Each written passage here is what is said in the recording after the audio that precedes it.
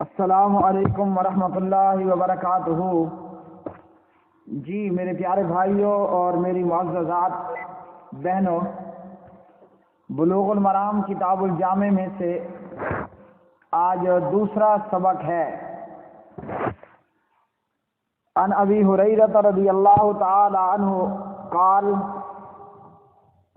قال رسول اللہ صلی اللہ علیہ وسلم انظروا الى من هو اسفل منكم ولا تنظروا الى من هو فوقكم فهو اجدر الا تزدروا نعمت اللہ علیکم، متفق علیہ۔ سیدنا حضرت ابو ہریرہ رضی اللہ تعالی عنہ راوی ہیں، پیارے نبی صلی اللہ علیہ وسلم نے فرمایا، اس کی طرف دیکھو جو تم سے کم تر ہے، اور اس کی طرف مت دیکھو جو تم سے برتر ہے۔ اس طرح زیادہ مناسب ہے کہ تم اللہ کی کسی نعمت کو حقیر نہیں سمجھو گے۔ پیارے نبی صلی اللہ علیہ وسلم کی حدیث کا مفہوم یہ ہے، جو تم سے مال و دولت میں، خاندان و حسب و نسب میں، حسن و جمال میں، اور اسی طرح دنیاوی امور اور معاملات میں تم سے برتر ہے، تم سے بڑے درجے کا، اس کی طرف مت دیکھو، بلکہ اس کی طرف دیکھو جو مال و دولت میں اور اسی طرح صحت و عافیت میں، جاہ و حشمت میں اور دنیاوی امور اور دنیاوی معاملات میں تم سے کم تر ہے، نیچے ہے، اس کی طرف دیکھو۔ جب پیارے نبی صلی اللہ علیہ وسلم کی حدیث پر ہم عمل کریں گے، اپنے سے اونچی حیثیت کے فرد کو دیکھنے کی بجائے ان لوگوں کی طرف نظر کریں گے جو ہم سے کم تر ہیں مال و دولت میں، دنیاوی معاملات میں۔ جب یہ ہوگا تو جو اللہ کی نعمت ہمارے اوپر ہے، ہم اللہ سبحانہ و تعالیٰ کی اس نعمت کو حقیر نہیں سمجھیں گے۔ آج مسلمان کی حالت یہ ہے کہ ہر کوئی اپنے سے اوپر والے کو دیکھنے کی کوشش کرتا ہے۔ جو پیدل چل رہا ہے وہ سائیکل والے کو، سائیکل والا موٹر سائیکل والے کو کہ کاش یہ موٹر سائیکل میرے پاس بھی ہوتا، اور موٹر سائیکل والے کی حالت یہ ہے کہ وہ گاڑی والے کی طرف تکتا ہے کہ کاش یہ گاڑی میری بھی ہوتی۔ کچے مکان والا بنگلے میں رہنے والے کو پکے مکان میں رہنے والے کو دیکھتا ہے اور یہ تصور کر رہا ہوتا ہے کہ کاش میرا بھی اسی طرح بنگلہ اور پکا مکان ہوتا۔ اب اس میں ہوتا کیا ہے پیارے بھائیوں کہ ہم اللہ نے جو ہمیں نعمتیں عطا کر دی ہیں، ہم اللہ کی اس نعمتوں کی ناشکری کرنے لگ جاتے ہیں۔ بڑے مکان والا ہے، بڑی کوٹھی بنگلہ مکان ہے، بڑی گاڑی ہے، کیا کیا مصیبتیں اور پریشانیاں اس کے ساتھ ہیں جو کہ اللہ نے مجھے نہیں دی۔ اور یہ اللہ کی بہت بڑی نعمت جو صحت و عافیت کے تعلق سے اللہ نے مجھے عطا کی، وہ کوٹھی بنگلے مکان اور گاڑی والے کو عطا نہیں کی گئی ہوتی۔ تو جب بندہ اپنے سے اوپر کے لوگوں کو دیکھتا ہے، اس کی ذات میں موجود جو اللہ کی نعمتیں ہیں، بندہ ان نعمتوں کو حقیر سمجھتا ہے اور اللہ کی نعمتوں کی ناقدری کرنے لگ جاتا ہے۔ تو پیارے نبی صلی اللہ علیہ وسلم ہمیں اس حدیث میں یہ فرما رہے ہیں کہ دنیاوی معاملات میں، مال و دولت، جاہ و حشمت میں اپنے سے کم والوں کو دیکھنا ہے، اوپر والوں کو نہیں دیکھنا۔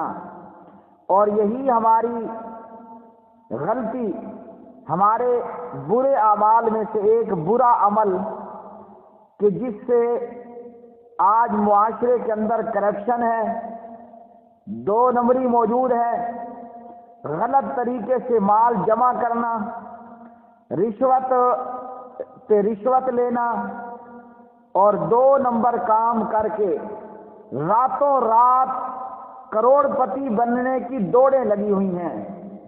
کیوں کہ ہر کوئی چاہتا ہے کہ میں اپنے سے بڑے دنیاوی اور دنیا کے مال و دولت میں موجود جو شخص ہے اس کی حیثیت تک پہنچ پاؤں، اور پھر اپنے سے برتر کو جب وہ دیکھتا ہے اس طرح کرنے اور بننے کی کوشش میں وہ یہ کرتا ہے، اور یہ کوشش لگاتار رکھتا ہے کہ کوئی ایسا فارمولہ، کوئی ایسا نسخہ میرے پاس آئے کہ میں راتوں رات کروڑ پتی بنوں اور میں بھی مالدار ہو جاؤں، مجھے بھی کوٹھی بنگلہ اور مکان مل جائے، اور میرا بھی گھر کچی آبادی کی بجائے ڈیفینس میں اور کینٹ میں آ جائے۔ اس کے لیے پھر نہ وہ حلال کی تمیز رکھتا ہے نہ حرام کی تمیز رکھتا ہے، بلکہ اس کا مطمع نظر یہ بن جاتا ہے کہ بس مال جمع کرنا ہے۔ جو میرا پڑوسی بڑی گاڑی، بڑا بنگلہ، بڑا مکان رکھتا ہے، میں بھی اس کی حیثیت کو اور اس مقام تک پہنچوں، جبکہ نبی صلی اللہ علیہ وسلم نے ایسا کرنے سے منع کیا ہے۔ اسی طرح پیارے نبی صلی اللہ علیہ وسلم ایک اور روایت میں صحیح بخاری وغیرہ میں فرماتے ہیں، اقتربت الساعہ، قیامت قریب آ چکی ہے، اور قیامت کے قریب ہونے کی نشانیوں میں سے ایک نشانی پیارے نبی صلی اللہ علیہ وسلم فرماتے ہیں، لا یزداد الناس علی الدنیا الا حرصا ولا یزدادون من اللہ الا بعدا۔ قیامت قریب آ چکی، اور یہ قیامت کی نشانیوں میں سے ایک نشانی ہے کہ دولت مند مزید دولت پر حرص کرے گا، اور اللہ سے یہ شخص زیادہ سے زیادہ دور ہوتا چلا جائے گا۔ دولت کا زیادہ سے زیادہ حرص اور اللہ کی طرف، اللہ کے قریب ہونے کی بجائے اللہ سے زیادہ اس کو دوری ملتی جائے گی۔ اگر بندے کے پاس ایک وادی ہو، وہ یہ حرص کرے گا کہ یہ میری 1 سے 2 ہو جائیں، 2 سے 3 ہو جائیں۔ اور یہ دنیا کا حرص کیوں ہے؟ آج جس قدر بڑا بینک بیلنس رکھنے والے لوگ، بڑی جائیداد اور بڑا اکاؤنٹ رکھنے والے لوگ، اسی قدر یہ بظاہراً سوٹڈ بوٹڈ نظر آنے والے، بظاہراً سفید اور شرافت کا لباس پہنے ہوئے یہ لوگ، بڑے بنگلے اور بڑے مکان رکھنے والے یہ لوگ، ان کی حالت اندر کھاتے یہ ہوتی ہے کہ جتنا مال اللہ نے ان کو دیا، جتنی دولت اللہ نے ان کو دی، یہ ہر دن میں اور ہر اپنی فکر میں اور اپنی سوچ میں ان سوچوں کے اندر مبتلا ہوتے ہیں کہ میرا لاکھ، میرا 1000 لاکھ کیسے بنے گا، اور میرا لاکھ کروڑ کیسے بنے گا، اور میرا کروڑ ارب کیسے بنے گا۔ ان چکروں اور انہی سوچوں میں مصروف یہ لوگ، تو یہ ساری صورتحال معاشرے کے اندر کیوں پیدا ہوتی ہے؟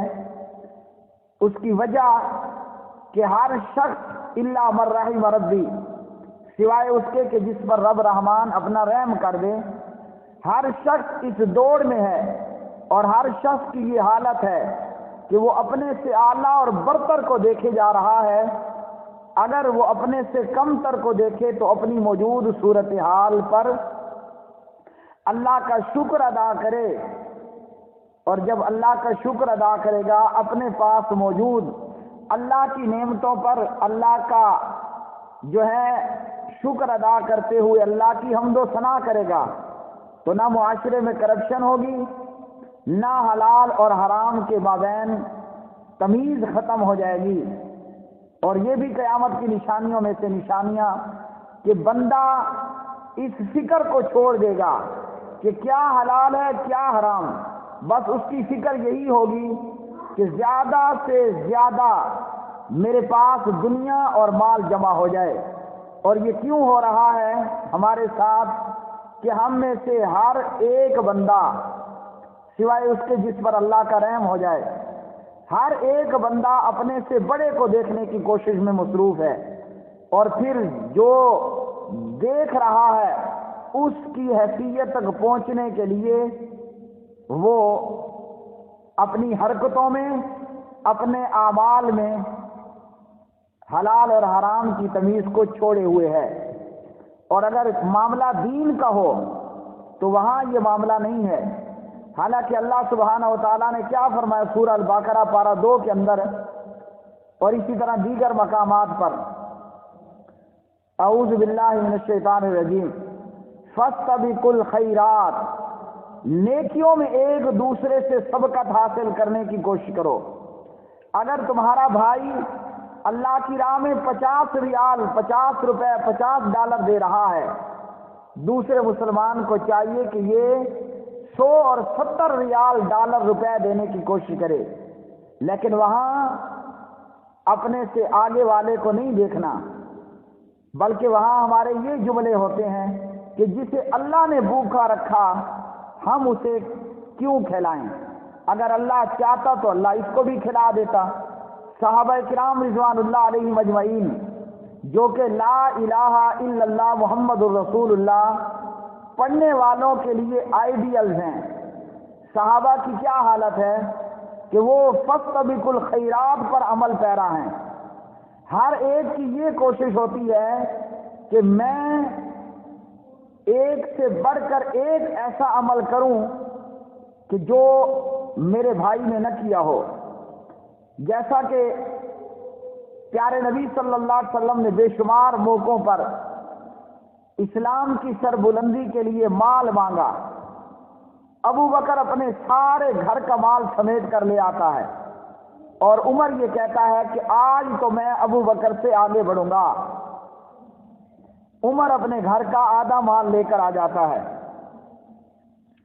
اور جب صورتحال کا جائزہ لیتا ہے تو ابو بکر آگے بڑھ چکے ہوتے ہیں۔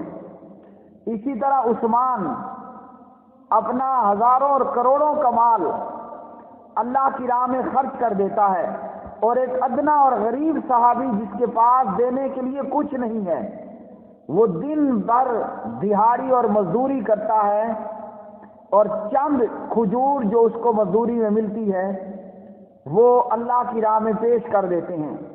اسی طرح قرآن مجید فرقان حمید کے اندر اللہ سبحانہ و تعالیٰ نے ایک اور منظر بھی پیش کیا۔ وہ منظر یہ ہے، اس منظر کو اللہ رب العالمین نے پارہ نمبر 10 سورۃ التوبہ کے اندر بیان کیا۔ پیارے نبی صلی اللہ علیہ وسلم کے صحابہ کے متعلق اللہ کا قرآن یہ گیت گا رہا ہے۔ پارہ نمبر 10 میں آیت نمبر ہے 93، انما السبیل علی الذین یستأذنونک وهم، اللہ رب العالمین فرماتے ہیں ولا علی الذین اذا ما اتوک لتحملهم قلت لا اجد ما احملکم علیہ تولوا واعینهم تفیض من الدمع حزنا الا یجدوا ما ينفقون۔ اے نبی، ان لوگوں پر کوئی گناہ نہیں جو آپ کے پاس آئے کہ آپ انہیں سفر جہاد کے لیے سواری دیں۔ آپ نے کہا کہ میرے پاس کوئی سواری نہیں، تو وہ اس حال میں لوٹ گئے کہ ان کی آنکھوں سے آنسو بہ رہے ہیں۔ اللہ اکبر! اس حال میں لوٹ گئے کہ ان کی آنکھوں سے آنسو بہ رہے ہیں کہ ان کے پاس کچھ نہیں جسے وہ اللہ کی راہ میں خرچ کریں۔ اب یہ وہ صحابہ کرام ہیں جو ضعیف ہیں، ناتواں ہیں، جن کے پاس جہاد پر خرچ کرنے کے لیے اخراجات نہیں، اور بیت المال کے پاس بھی اتنے گھوڑے اور گدھے یا اونٹ نہیں تھے کہ ان کو سواریاں دی جاتی اور یہ بھی اللہ کی راہ میں نکل پڑتے مجاہدوں کے ساتھ۔ یہ رو رہے ہیں کس بات پر؟ کہ ان کے پاس خرچ کرنے کے لیے مال موجود نہیں ہے۔ اور ہم کیوں رو رہے ہوتے ہیں؟ ہم رو رہے ہوتے ہیں کہ سبیل بٹ رہی تھی اور ہمیں اس میں سے حصہ نہیں ملا. تو صحابہ کرام وہ نیکیوں میں دوڑا کرتے تھے، ایک دوسرے سے سبقت لیتے تھے، اور وہ کس لیے تھا کہ وہ دین کے معاملات میں حرص کرتے، اور دین کے معاملات میں حرص کرنا کار ثواب. جبکہ دنیا کے معاملات میں حضرت ابو ہریرہ رضی اللہ تعالی عنہ کی یہ روایت کتاب الجامع بلوغ المرام میں دوسرے نمبر پر یہ روایت ہے. دنیا کے معاملات میں پیارے نبی صلی اللہ علیہ وسلم نے فرمایا اپنے سے کم تر کو دیکھو اور اپنے سے اونچے کو مت دیکھو، چاہے وہ شکل و صورت میں ہو، مال و دولت میں ہو، دیگر دنیاوی امور اور معاملات میں ہو. نبی صلی اللہ علیہ وسلم نے دنیا کے معاملات میں اپنے سے نیچے والے کو دیکھنے کا حکم دیا اور اپنے سے اونچی حیثیت کے لوگوں کو دیکھنے سے منع کیا. کیوں؟ کہ وہ مالدار تو ہے، اس کے پاس کوٹھی بنگلہ مکان تو ہے، لیکن جو چیز میرے پاس ہے وہ اس کے پاس نہیں، اور میں اپنے پاس موجود اللہ کی نعمت کی ناقدری اور ناشکری کرتا ہوں. اپنے پاس موجود اللہ کی نعمت کو حقیر سمجھتا ہوں. میں غریب ہوں لیکن میرے پاس ایک نعمت ہے، اور وہ نعمت ہے دل کا سکون اور رات کا سرور. جبکہ وہ مالدار تو ہے مگر وہ نیند آور گولیاں نہ کھائے تو اسے نیند نہیں آتی، اس کو اتنی ٹینشن ہے کہ سارا دن حساب کتاب، سوتے ہوئے بھی حساب کتاب. اور یہ غریب ہے، دن بھر دیہاری کرتا ہے مگر اللہ نے اس کو رات کا سکون عطا کیا، دل کا سکون عطا کیا، جبکہ وہ گاڑی اور بنگلے والے کے پاس کم ہی ملتا ہے. تو اس لیے نبی صلی اللہ علیہ وسلم کی حدیث سے ہمیں یہ معلوم ہوا ہر مسلمان کو چاہیے اپنے سے دنیاوی معاملات میں کم تر کو دیکھے، اپنے سے اونچے کو مت دیکھے.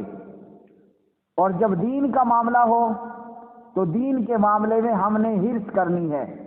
اگر یہ اللہ کی راہ میں 10 ریال دیتا ہے، میں میری کوشش ہو کہ میں اس سے بڑھ کر اللہ کی راہ میں مال خرچ کروں اور دین کے معاملات میں آگے بڑھوں. اللہ احکم الحاکمین سے دعا ہے اللہ خالق و مالک پیارے نبی صلی اللہ علیہ وسلم کی اس خوبصورت حدیث پر ہمیں عمل کرنے کی توفیق عطا فرمائے. جو لوگ اس حدیث پر عمل کرنے والے ہیں ان کی دنیا بھی خوبصورت اور آخرت بھی خوبصورت، اور جو بھی لوگ معاشرے میں گردنیں اونچی کر کے اونچے بنگلے اونچے گاڑیوں کو دیکھنے والے ہیں وہ دنیا کے اندر بھی پریشان، قبر کے اندر بھی پریشان ہوں گے. وما علینا الا البلاغ المبین.